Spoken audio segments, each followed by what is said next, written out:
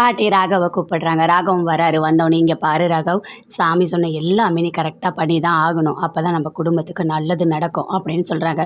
"சரி பாட்டி, நீங்கள் என்ன சொன்னாலும் நான் பண்ணுறேன்" அப்படின்னு சொல்கிறாரு. "அங்க பிரகாணம் உன்னை பண்ண சொல்லியிருக்காங்க. இரு, நான் அப்படியே தண்ணி கொண்டு வர சொன்னேன். தண்ணி தலையில் ஊற்றணும், நீ வந்துட்டு அங்க பிரகாணம் பண்ணு" அப்படின்னு சொல்கிறாங்க. அதே மாதிரி அங்கேருந்து ராகவும் அதே மாதிரி பண்ணுறாரு. அப்படியே பார்க்குறாங்க, எதுவுமே பேசவே இல்லை. அப்போ ராகவ் யோசிக்கிறாரு. "ஓ, உன்னை நான் கல்யாணம் பண்ணி 8 மாதம் தான் இங்கே இருக்கணும்னு நான் கட்டாயப்படுத்தினேன். அதனால தான் நீ பழி வாங்கியிருக்கியா" அப்படின்னு சொல்லிட்டு ராகவ் மனசுக்குள்ளேயே நினைக்கிறாரு. அப்படியே நினச்சிக்கிட்டே அங்க பிரகாணம் பண்ணுறாரு. அடுத்தது சுந்தரியை கூப்பிடுறாங்க. "இங்கே பாருமா, தீ மிதிக்கிறது ரொம்ப ரொம்ப நல்லது, சரியா? அதுவும் நாங்களாம் உன்னை மிதிக்க சொல்லலை, அந்த சாமியே வந்து சொல்லியிருக்கு. அது பெரிய வரம். நீ பண்ணு, கண்டிப்பாக உனக்கு எதுவுமே ஆகாது" அப்படின்னு பாட்டி சொல்கிறாங்க. அப்படியே பயப்படுறாங்க சுந்தரி. "ஐயோ, நான் பண்ணலை" அப்படின்னு சொல்கிறாங்க. "இங்கே பாருமா, சாமி சொன்னால் பண்ணி தான் ஆகணும். பண்ண மாட்டேன்லாம் நீ சொல்லக்கூடாது. அதெல்லாம் ரொம்ப பெரிய தப்பு" அப்படின்னு பாட்டி சொல்கிறாங்க. எதுவுமே சுந்தரியால் சொல்ல முடியல. சரின்னு சொல்லிட்டு நெருப்பு எல்லாமே ரெடி பண்ணுறாங்க.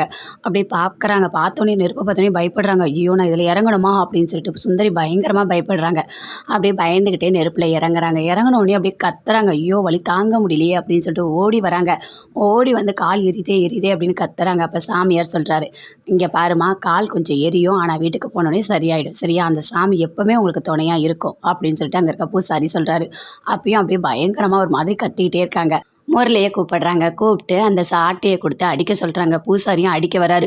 "ஐயோ, வலிக்குதே வலிக்குதே" அப்படின்னு சொல்லிட்டு பயங்கரமாக கத்துறாரு. 50 அடி வாங்குறாரு. "அப்பா, வலி முடிஞ்சுது" அப்படின்னு சொல்லிட்டு அப்படியே நிற்கிறாரு. "இல்லைப்பா, இதோட பத்தாது, இன்னும் ஊர் மக்கள்கிட்ட ஒரு 50 அடி வாங்கணும். சாமி அப்படி தான் சொல்லியிருக்கு" அப்படின்னு சொல்கிறாங்க. அதை கேட்டோன்னே முரளி பயங்கரமாக ஷாக் ஆகுறாரு. அப்படியே அஞ்சலி கத்துறாங்க. "ஐயோ, பாவமாக இருக்கே" அப்படின்னு சொல்லிட்டு அஞ்சலி பயங்கரமாக டென்ஷன் ஆகுறாங்க. அந்த ஊரில் இருக்கவங்க எல்லார்கிட்டையுமே அங்கே இருக்கவங்ககிட்டலாம் கொடுத்து அடிக்க சொல்கிறாங்க. நல்லா அடி என்ன அடிச்சிட்டாங்க. அடிச்சிட்டோன்னே அப்படியே ரத்தமாக வருது. அப்படியே அஞ்சலி பார்க்குறாங்க. பார்த்து பயங்கரமாக ஃபீல் பண்ணுறாங்க. 3 பேரையும் சேர்ந்து வீட்டுக்கு கூட்டிகிட்டு போகிறாங்க. வீட்டுக்கு கூட்டிகிட்டு போனீங்கன்னா, "ஐயோ, வலி தாங்க முடியலையே" அப்படின்னு சொல்லிட்டு அங்கே ஒரு பக்கம் சுந்தரி கத்துறாங்க. அதை பார்த்தோன்னே அனு பயங்கரமாக ஃபீல் பண்ணுறாங்க. அப்படியே பார்க்குறாங்க. "ஐயோ, இவங்களுக்கு ஏதாவது மருந்து போடலாமே" அப்படின்னு சொல்லிட்டு யோசிக்கிறாங்க. அப்போ அபி வந்து கேட்குறாங்க. "என்னக்கா இதை யோசிச்சுட்ருக்க, என்னாச்சு?" அப்படின்னு சொல்லிட்டு கேட்குறாங்க. "இல்லை, அத்தை வந்து நெருப்பு மிதிச்சாங்கல்ல, வலி தாங்க முடியாமல் கத்துறாங்க, அதனால் ஏதாவது மருந்து போடலான்னு நினைக்கிறேன்" அப்படின்னு சொல்கிறாங்க. அதை கேட்டோன்னே அபி சொல்கிறாங்க. "உங்களுக்கு ஒன்று தெரியுமா, நான் வேணும்னு தான் பண்ணேன் இதெல்லாம்" அப்படின்னு சொல்லிட்டு அணுக்கிட்ட சொல்கிறாங்க. "ஏன், என்னாச்சு?" அப்படின்னு சொல்லிட்டு கேட்குறாங்க. "ஆமாம், எனக்கு சாமியே வரல. சாமி வராத முன்னாடி நானே தான் சொன்னேன். இவங்களுக்கு எல்லாருக்குமே நான் தான் தண்டனை கொடுத்தேன்" அப்படின்னு அபி சொல்கிறாங்க. அதை கேட்டோன்னே அனு பயங்கரமாக ஷாக் ஆகுறாங்க. "என்ன அபி சொல்கிற, உண்மையாவா?" அப்படின்னு சொல்லிட்டு. "ஆமாம், அந்த முரளி என்னை ஏமாத்தினான்ல, அதனால தான் அவனுக்கு 100 சாட்டடி வாங்கி கொடுத்தேன்" அப்படின்னு சொல்லிட்டு அபி சொல்கிறாங்க. அதை கேட்டோன்னே அனு பயங்கரமாக ஷாக் ஆகுறாங்க. "நீ சொல்கிறதுலாம் என்னால் நம்பவே முடியலையே" அப்படின்னு சொல்லிட்டு.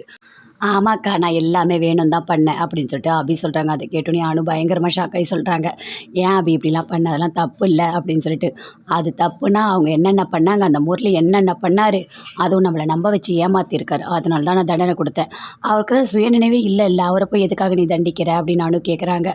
"அவருக்கு சுயநினைவு இருக்கா இல்லையான்னு இப்போ தெரிஞ்சிடும்" அப்படின்னு சொல்லிட்டு பயங்கரமாக ஃபீல் பண்ணி சொல்கிறாங்க அபி.